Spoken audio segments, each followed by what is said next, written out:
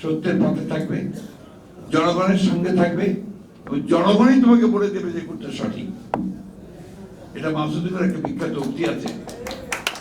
মাসুদুলের একটা বিখ্যাত উক্তি আছে, তিনি সবসময় বলতেন, when there is a crisis, then go to the people, learn from them and then try to implement it. এই যে শিক্ষা রাজনীতিবিদের জন্য, একটা সংকট হবে, সেই সংকট তুমি মেটাতে পারছো না, জনগণের কাছে যাও, জনগণই তোমাকে সেই উত্তর দিয়ে দেবে। এটাই হচ্ছে মূল কথা।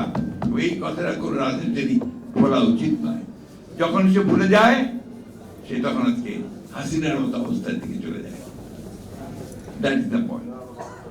বন্ধুগণ, আমরা আরেকটা সংকটে আছি বলেছি, আমি সংকট পড়বো না, বলছি একটা ক্রান্তিকালে আছি।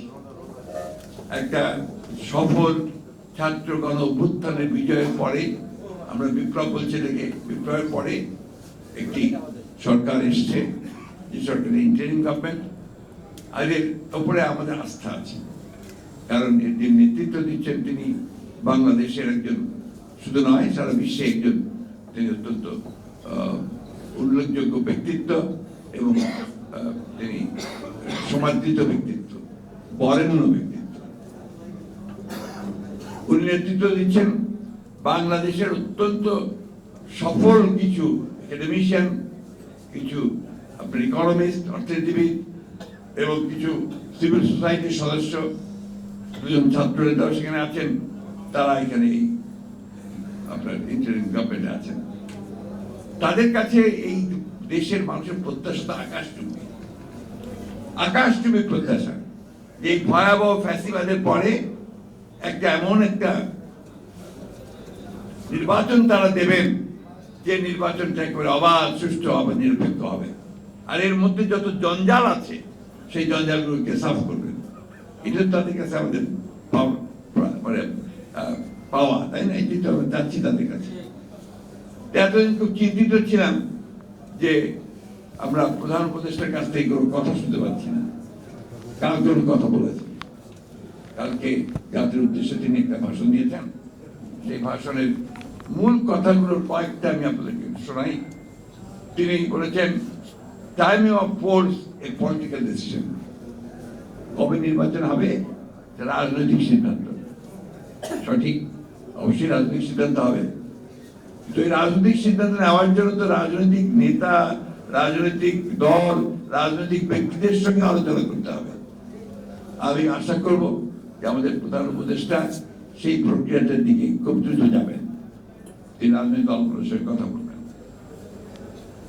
বলেছেন, measures to be taken so that no one can ever turn country into a police state. কেউ যেন এটাকে পুলিশ স্টেট না বানাতে পারে, সে একটা অবস্থা আমরা তৈরি করবো। অত্যন্ত ভালো কথা। আমরা এইটাই চাচ্ছি সবসময়, যে আমরা পুলিশ স্টেটে পরিণত হতে চাই না। আমাদেরকে পুলিশ আমাদেরকে নিয়ন্ত্রণ করবে, পুলিশ আমাদেরকে প্রতি মুহূর্তে আমাদেরকে আপনার বলে দেবে যে এটা করা যাবে, এটা করা যাবে না, অথবা আমাদেরকে মিথ্যা মামলা দিয়ে তুলে নিয়ে গিয়ে আমাদের কাছ থেকে টাকা নিয়ে ব্যবসা বাণিজ্য করে আমাদের সর্বনাশ করবে, আমাদের ছেলেদের গুলি করে মারবে। এটা আমরা আর দেখতে চাই না, তাই না? এটা যদি ওনারা উদ্যোগ নিয়ে করেন, আমাদের সর্বাত্মক সহযোগিতা তাদের প্রতি থাকবে। তিনি বলেছেন, justice to be ensured for all extrajudicial killings, enforce this affairs.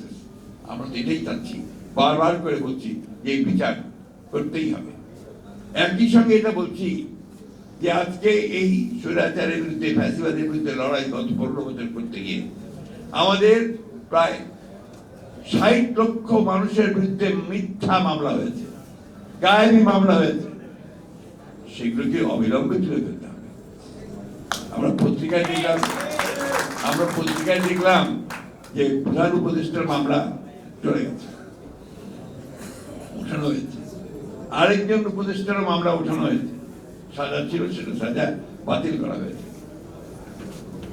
আমাদের একজন মানুষও নাই, বিএনপি বলেন, জামাত বলেন, এই আপনার আমরা এখানে যারা বসে আছি, যাদের বিরুদ্ধে মিথ্যা মামলা নেন। তো আমাদের আশা এই মামলাগুলো, এই সব মানুষের 1,45,000 মামলা অবিলম্বে তুলে দিতে হবে। এটা একটা দাবি। Police bank commission to be form for reform, আগে মামলা উঠুক তারপর প্রতি করে নিয়ে। Police bank commission to be form for reform, খুব ভালো কথা, আমরা এটি চাই।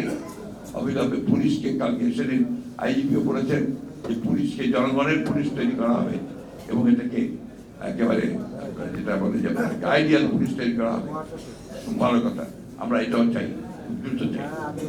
তবে একটা জিনিস আমি খুব আমি এখনো আমার ধোঁয়াশে যে অবস্থাটা সেটা পরিষ্কার হয়নি, কারণ আমরা আশা করেছিলাম যে প্রধান উপদেষ্টা মহোদয় তিনি একটা রোড ম্যাপ দেবেন। সেই রোড ম্যাপটা আমরা কিন্তু ফর ট্রানজিশন টু ডেমোক্রেসি, এটা আমরা কিন্তু ওনার বক্তব্যের মধ্যে পাইনি। রিফর্মসের কথা বলেছেন, সেই রিফর্মসগুলো কোন কোন বিষয়ে করতে রিফর্মস হবে সেগুলো কিছু কিছু তিনি আবার দিয়েছেন। আমি জানি এত অল্প সময় সবই সম্ভব না, কিন্তু সেগুলো সম্পর্কে একটা ধারণা থাকলে তাহলে আমরা আরো বেশি করে আপনার একটা মানে ধারণা করতে পারতাম যে ঘটনা আসলে ভালোর দিকে যাচ্ছে। যাই হোক, আমরা আশা করি যে ঘটনা ভালোর দিকে যাক, এটাই আমাদের প্রত্যাশা। গতকাল যে ঘটনা ঘটেছে, আপনার সচিবালয় ঘেরাও করে আপনার আনসার এবং অন্য সব কিছু লোকজন নাম পোশাকধারী লোক তারা গোলযোগ সৃষ্টি করে তারা সেখানে একটা সমস্যার সৃষ্টি করতে চেয়েছিল। ছাত্ররা সেটাকে নস্বাত করে দিয়েছে, কিন্তু এটা কিন্তু অশনি সংকেত, এটা ভালো লক্ষণ নয়।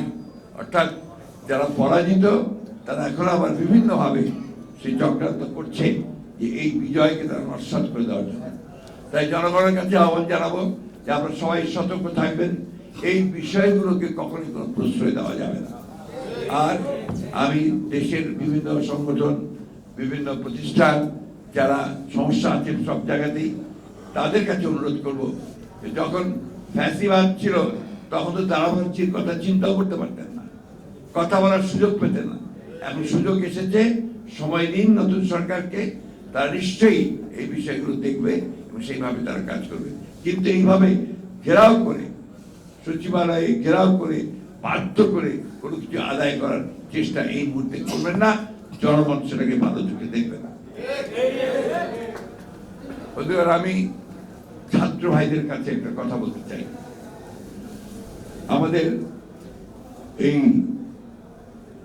বাংলাদেশের রাজনৈতিক ইতিহাসে সবসময় ছাত্ররাই সব পরিবর্তন করে নিয়ে এসেছে, সেই 52 সাল থেকে শুরু করে 24 সাল পর্যন্ত। এবং এই পরিবর্তনের যে মূল ধারাটা সেটা তারা সেট করে দিয়েছে। সেই জন্য বাংলাদেশের বলে সবসময় ছাত্রদেরকে আলাদা চোখে দেখে, তাদেরকে সম্মান করে, ভালোবাসে, তাদের প্রতি আস্থা তাদের সবসময় থাকে। একই সঙ্গে আমি একজন শিক্ষক হিসাবে আহ্বান জানাতে চাই আমাদের স্কুল কলেজ বিভিন্ন শিক্ষা প্রতিষ্ঠানের ছাত্রদেরকে যে অযথা বল প্রয়োগ করে এমন অবস্থা তৈরি করবেন না সেখানকার প্রশাসন নষ্ট হয়ে যায়। আমরা দেখলাম যে কিছু কিছু স্কুল কলেজে বাধ্য করছে রিজাইন করে শিক্ষকদেরকে চলে যাওয়া, প্রধান শিক্ষককে চলে যাওয়া।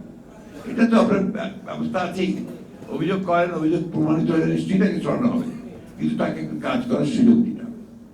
সেই সঙ্গে এই সরকারের কাছে আরেকটা দৃষ্টি তুলে ধরতে চাই, আমরা এই প্রশাসনে এখনো সেই সমস্ত ব্যক্তিদের দেখতে পাচ্ছি যারা এই ফ্যাসিবাদী সরকারকে মদত দিয়েছে, তাদেরকে সাহায্য করেছে এবং তাদের এই হত্যাকাণ্ডের সঙ্গে তারা জড়িত দিয়েছে, তাদের চেহারা আমরা আর দেখতে চাই না। আবারও বলছি, দয়া করে অতি দ্রুত এদেরকে অপসারিত করে যারা দেশপ্রেমিক, যারা আপনার কাজ করতে চায়, যাদেরকে বঞ্চিত করা হয়েছে, তাদেরকে নিয়ে এসে সেই প্রশাসন চালানোর ব্যবস্থা করুন। অন্যথায় এটার জন্য কিন্তু জাতি আপনাদেরকে ক্ষমা করবে না। এখন আপনি বিচার চান, অসুবিধা নেই, বিচার হবে। আমি যে কথা আপনাদেরকে বলতে চাই সেটা হচ্ছে যে আমাদেরকে এখন অত্যন্ত ধৈর্য ধরে অত্যন্ত সতর্কতার সঙ্গে কিন্তু পা ফেলতে হবে। যে সরকার এসেছে, এই সরকার অবশ্যই কাজ করার জন্য এসেছে, সেই কাজ করার সুযোগ তাদেরকে দিতে হবে। এই কথাটা আমরা বারবার বলছি যে আমরা যৌক্তিক সময়ে অবশ্যই তাদেরকে দিতে চাই, এবং নির্বাচন ছাড়া তো কোনো সম্ভব নয়। নির্বাচন হতেই হবে, কিন্তু নির্বাচনটা যেন সুষ্ঠু অবাধ নিরপেক্ষ হয়, সবাই যেন ভোট দিতে পারে, এবং এই নির্বাচনের ফলে এমন একটা অবস্থা তৈরি না হয় যে আবার সে আগের অবস্থা ফিরে আসে, তাহলে সেটা আমরা কখনোই জনগণ মেনে নেবে না। সেই জন্যই ধৈর্য ধরে আমরা অপেক্ষা করছি, জনগণ অপেক্ষা করছি, কিন্তু সেটা অবশ্যই একটা যৌক্তিক সময় পর্যন্ত হতে হবে। আমি বিশ্বাস করি যে সেই যৌক্তিক সময়ের মধ্যে অবশ্যই একটু সুষ্ঠু অবাধ নির্বাচন হবে, জনগণের সরকার প্রতিষ্ঠা হবে, এটা আমরা বিশ্বাস করি। আমরা কাজী জাফর আহমদ সাহেবের প্রতি আবার আমার গভীর শ্রদ্ধা নিবেদন করছি। আল্লাহ তাকে বেশ নথি করুন, এবং জাতীয় পার্টি এই আন্দোলনে যেভাবে শরিক হয়েছে তা আরো শক্তিশালী হোক, এই কামনা করার বক্তব্য শেষ করছি।